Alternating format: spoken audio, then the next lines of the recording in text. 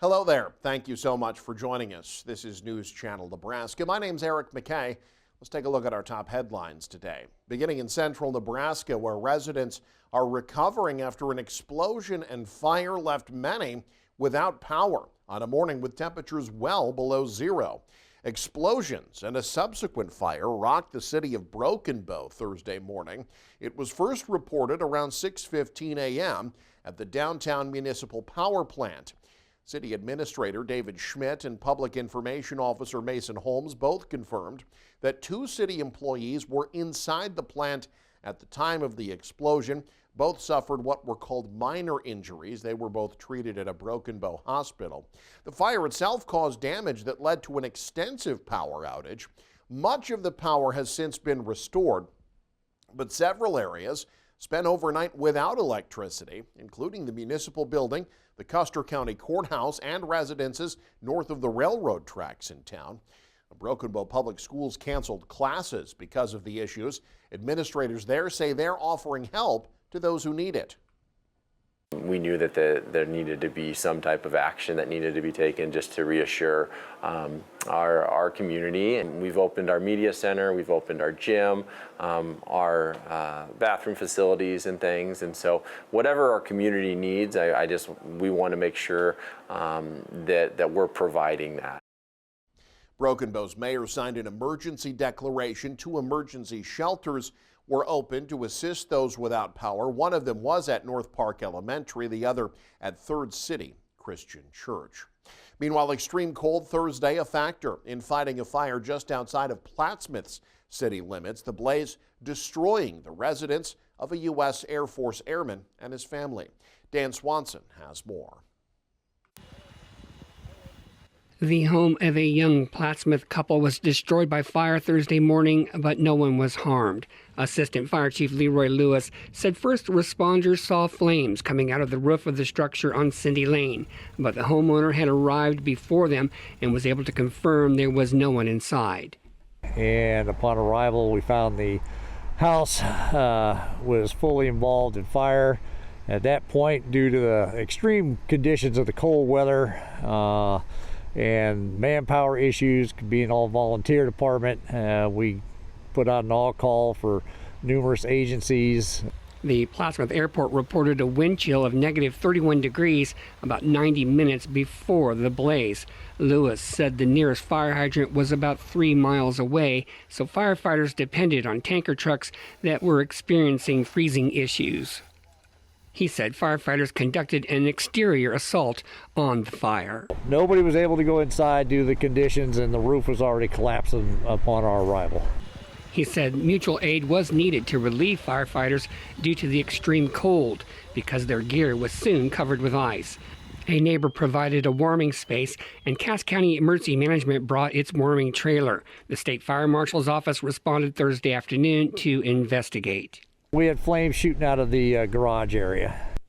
Mutual aid was requested of Murray, Weeping Water, Avoca, Louisville, Bellevue, and Offutt Air Force Base, and there was an all-tanker response from Sarpy County. From Plattsmouth, I'm Dan Swanson, News Channel Nebraska.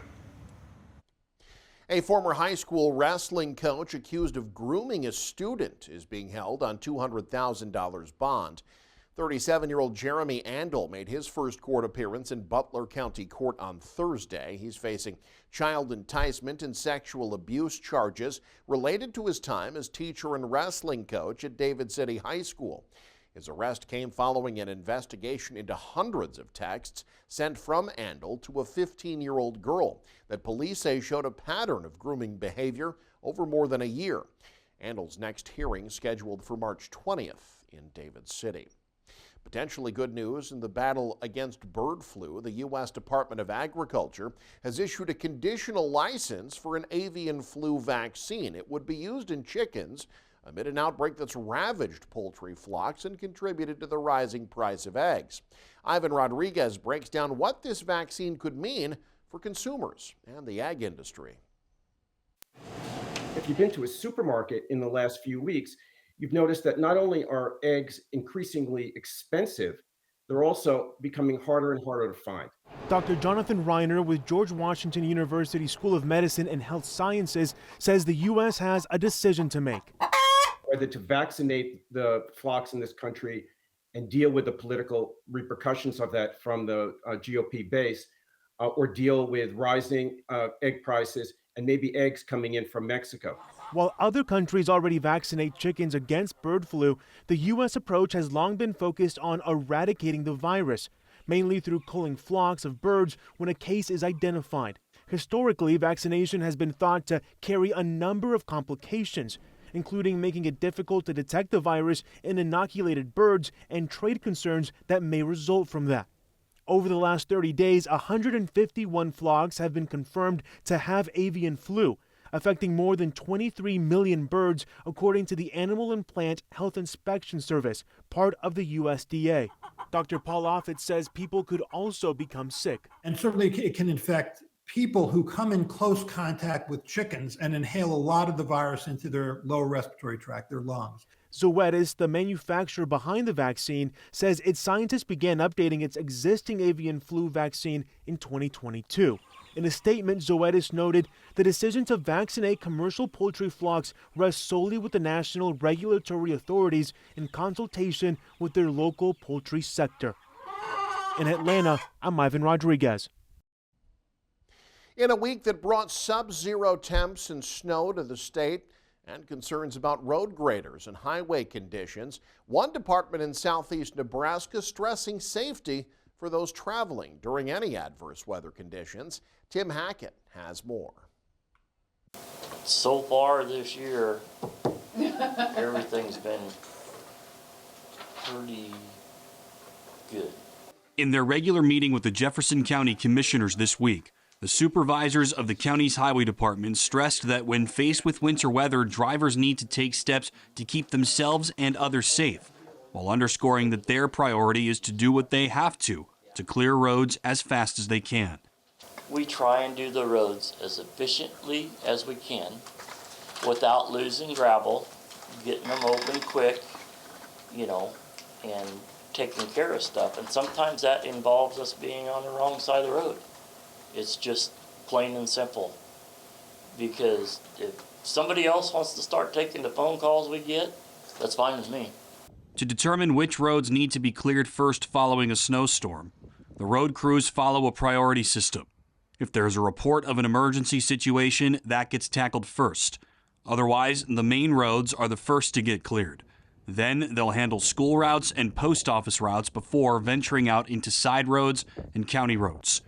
This week, the crews first tackled 562nd Avenue and 720 Road, two back roads that stretch north of Fairbury and up through Dakin. Conditions on those two roads were hit or miss at best as of Tuesday afternoon, with light snow continuing to fall. What's the standard policy for getting streets cleared and roads reopened? It's whatever we can do to get the roads open fastest, the supervisor said. Complicating matters is the simple variability and volatility of these conditions. Everyone involved said this week that no snowstorms are the same, making preparing for and adjusting to every incoming blast a unique challenge. The cold temperatures make it a lot harder because these machines are so restricted on their fuel. It gels up a lot quicker. But, with the little snow we're getting, we haven't been having to run the snow plows, which makes a world of difference. You can get over them faster. Yeah, you're saving fuel. Yeah.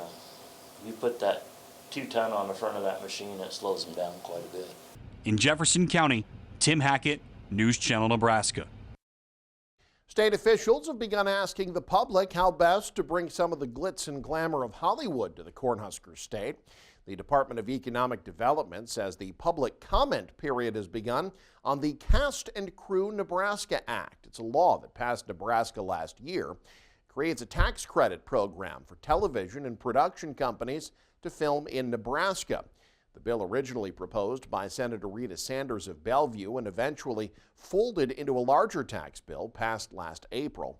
The initial guidelines for the program have been published on the DED's website.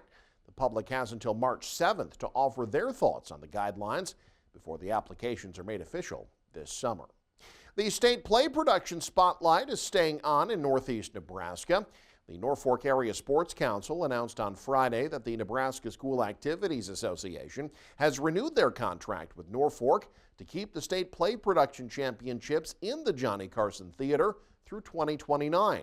The state's best one acts have been gracing the stage in Norfolk since 2013. The Norfolk Area Visitors Bureau estimates the event will bring a $2 million economic shot in the arm to the region. And every child deserves the opportunity to live their best life and celebrate every precious moment. A two-day radiothon in Northeast Nebraska is aimed at making sure that happens. Hanky Hazelton has more. We're taking over the air for 2 days, and we're telling listeners the stories of St. Jude patients. We're explaining to them how St. Jude is making an impact in their local community, just getting awareness out there about the St. Jude mission. When choosing St. Jude Children's Research Hospital compared to a local hospital, Krista Moore said, community and local care is great for a broken leg or an appendix surgery, but St. Jude's is available when it is a worst-case scenario. When someone is diagnosed with a rare form of disease or childhood cancer, that's when St. Jude comes in.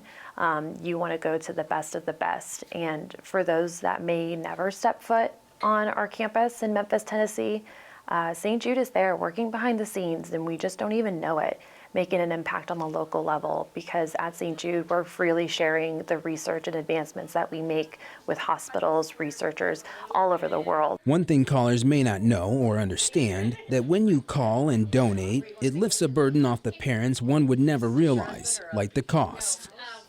At St. Jude, no family ever receives a bill for treatment, travel, housing, or food, ever.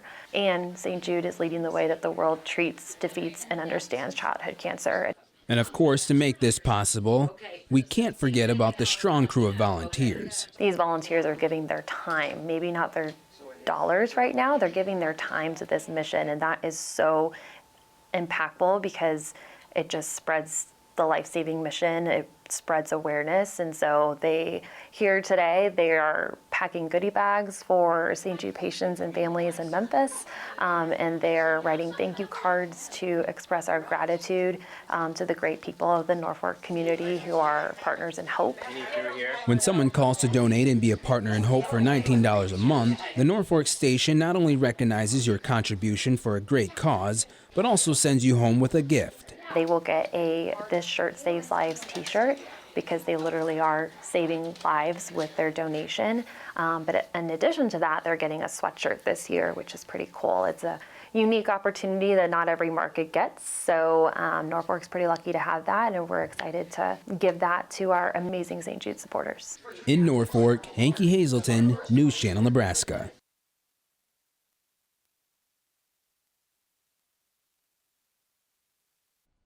And you can stay up to date with the very latest by following us online. Head to newschannelnebraska.com, click on the News tab there. You can also follow us on X, like us on Facebook and Instagram as well. Thanks for joining us. Have a great weekend. This is News Channel Nebraska.